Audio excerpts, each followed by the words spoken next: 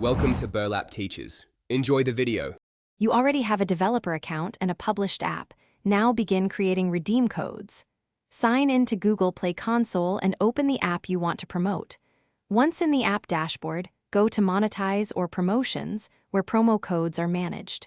Make sure your app's SKU and in-app products are set up and active because codes tie to those identifiers. Once done, choose Create Promo Campaign to start the first actionable step of defining what you'll distribute and why. Now configure the code campaign. Select the exact SKU or product and the number of codes you need. Decide an expiration date and target countries or account restrictions so codes work only where intended. Choose code format and length and opt to download a CSV of generated codes for distribution. Describe the promotion with a short title and usage rules. This helps tracking. Make sure quotas and Google's promo limits are respected. Then generate the codes to produce the CSV file for the next step.